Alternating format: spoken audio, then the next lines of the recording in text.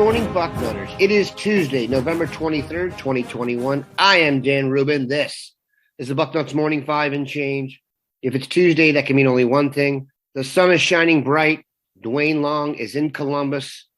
Duane, how are you this morning? Basking in the glory of having the best team in the country. There are definitely some who think that, and we're going to discuss it today. We have a lot to get into. We're going to take a look back at the Michigan State game. We're going to preview this weekend's game in Ann Arbor. We're going to talk about the college football playoff rankings to be released later this evening and go over some very promising recruiting news. First, a quick look back. Duane, your long view is always one of the more popular things on the site after a game. Now that you've had a few days to put the Michigan State whomping in context, how do you feel about it? Nothing's really changed, Dan. This team is that was a perfect game. The only thing that, you could say was not good is our field goal kicker finally missed a field goal. It was perfect. The offense right now really is on a level. I can't find a team. I ask fans in the long view, show me a better offensive football team here at Ohio State. There has not been one that has been both on the ground and in the air this good. How do you match up against Ohio State right now? Especially this specifically, when the offensive line is not letting anybody get within distance that they can smell Stroud. 12 sacks on the year, Dan. Allowed 12 sacks on the year. The offensive line that are out there can't stay with those guys. You got to get to the quarterback. And he's throwing near perfection right now. This is the best team in the country when you decide, everyone, the defense. This is not a defense that's going to hold teams to under 10 points a game. The thing is, they don't have to. They're good. They're not great. They're good. And I think they're getting better. The pass rush is, I don't know if they're still number one in the country anymore, but it's getting to the quarterback. They're stuffing the run. This is a very good defense. So here's the question, Duane. I think everyone would agree that Ohio State has a championship level offense, and the defense has really improved. Is it a championship level defense?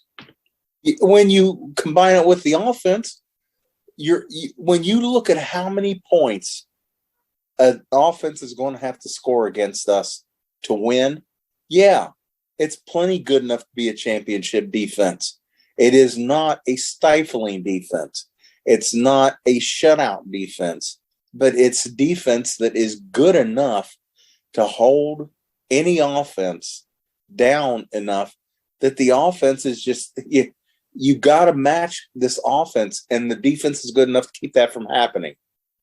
I think I agree with that. I was hesitant to go that far, but when you do mention them in tandem, and the defense deserves some measure of respect on its own, I do think getting Steel Chambers into the mix, growth of the defensive line in terms of experience from some of the younger players. And then, of course, the secondary. I think Denzel Burke and Cam Brown are playing as well now as they have all season. So it's definitely promising. How do you think it will apply to the team they play this week in Ann Arbor? I think it'll be just the same. Michigan just doesn't have weapons, Dan. We've all watched Michigan. Most of us have watched Michigan more than once. It's a standard Jim Harbaugh offense. There's not a guy that you say, okay, I got to make sure he doesn't hurt us. You don't see that with this Michigan team. They just don't have elite skill players. The offensive line is not special. I don't think this is going to be any more of a contest. Maybe they'll score more points than Michigan State, but I'm not worried about this game. Well, the tackles have to be at their best because those defensive ends Michigan has, those guys are football players. don't try to take it away from them. They can play. If the offensive tackles are up to the standard that I think they are, we're going to be just fine.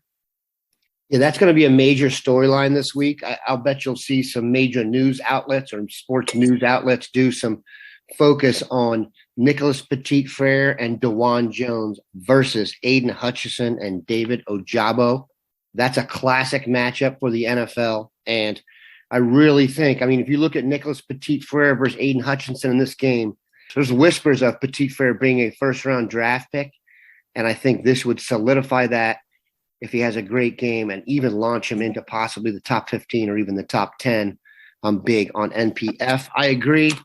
I just don't see Michigan's ability to score points. Here's the issue. Will Michigan be able to line up and run the ball? If they are able to run the ball and stay ahead of the chains, that's the only way I see them being able to sustain offense. Do you think they'll be able to line up and run the ball at Ohio State? Nobody has for a while. We're seeing just generally better line play. You mentioned a few minutes ago that they're starting to mature. We're starting to see guys that, they're playing their position. They're playing smart. They're playing with leverage.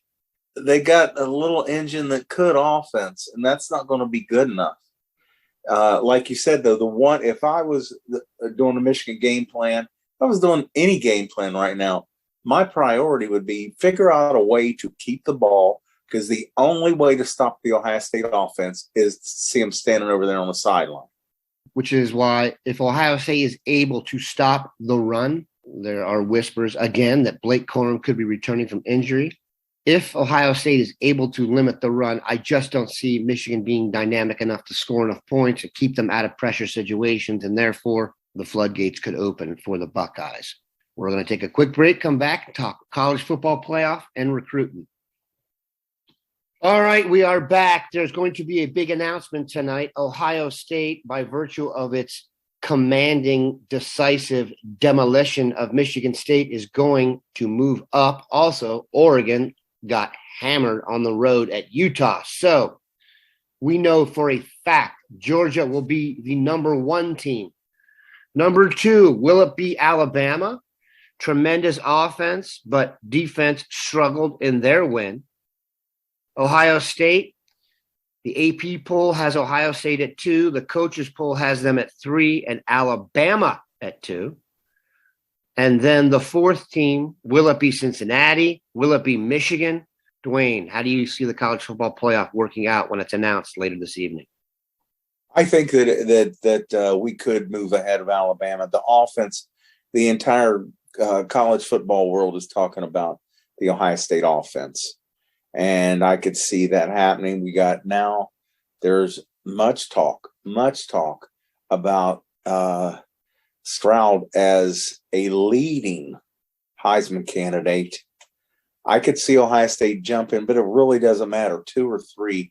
That's going to work out later in the year when Georgia and Alabama clash. That Ohio State is likely going to move to number 2 regardless. Whether it's Georgia that drops down to 4 or Alabama. If Alabama loses a second game, I could see them not being in the 4. But who's going to be number 4? I think this week it's probably going to be Michigan. I just think that the college football people just are having such a hard time embracing a team outside of a Power 5 conference in the playoffs. I need to see that happen to believe it, even though I think it should. They're an undefeated. Look, let's think about this. I brought this up on the sites late Saturday night. When I saw that Oregon was just getting whipped, I was watching the game and they just did not belong. Utah was so much better than them. They got 2 losses now. They're out. But it occurred to me that Alabama just has not jumped out at me as a really outstanding offensive team. And nobody says anything about Alabama's defense. So I think Georgia whips Alabama. They're a 2-loss team. Okay, Michigan becomes a 2-loss team after Saturday. You're telling me that an undefeated Cincinnati is not a playoff caliber team, well, you shouldn't have put him in there in the first place then. If you're not going to let him claim a spot, don't put him in there. That's just wrong. So if things happen like I think they're going to happen, Cincinnati should get that fourth spot. Yeah, long term, I think that makes sense. The question is going to be the Big 12 champ. You're starting to hear a little bit of Oklahoma State chatter. As for tonight, I don't know if they'll have Ohio State jump Alabama. I tend to think they will not. And I think they're going to have the real question, like you said, is at 4 or 5, Cincinnati or Michigan. I guess they could go with Georgia, Alabama, Ohio State, Cincinnati, Michigan.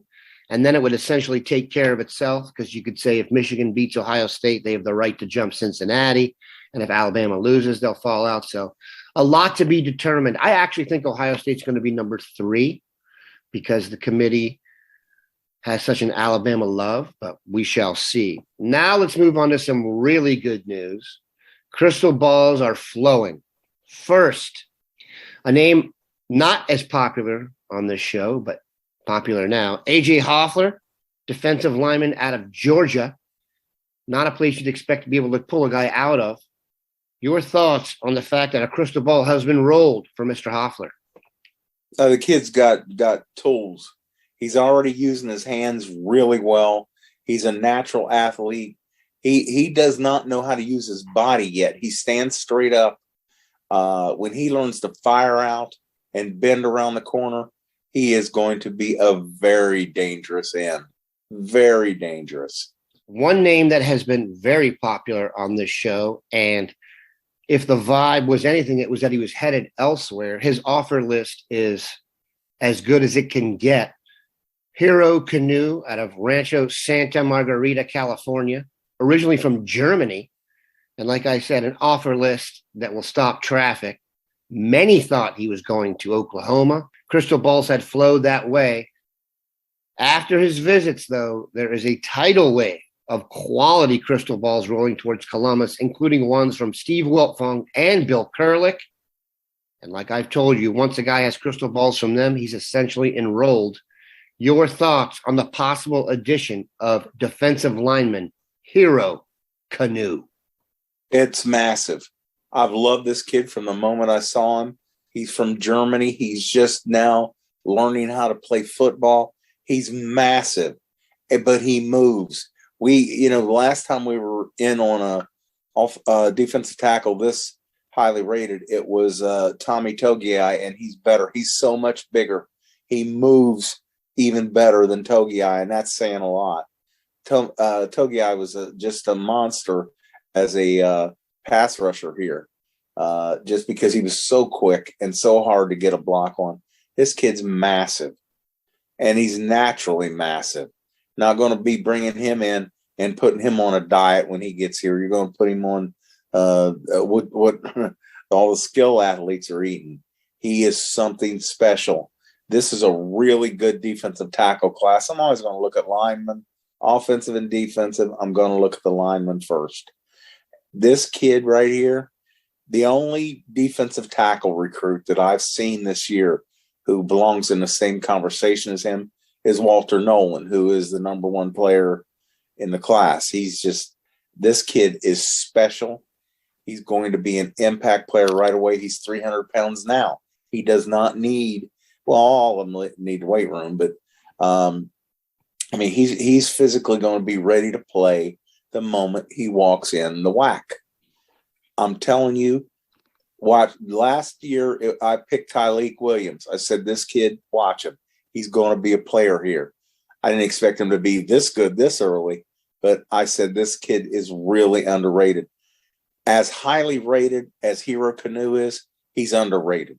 He should be the number 2 tackle in this class, in a really good class of tackles. I'm telling you, be excited about this one. This is absolutely a naked jaunt kid. There is no better way to finish the Tuesday BM5 than with a naked jaunt. Columbus authorities, beware. Have a good one, Bucknuts.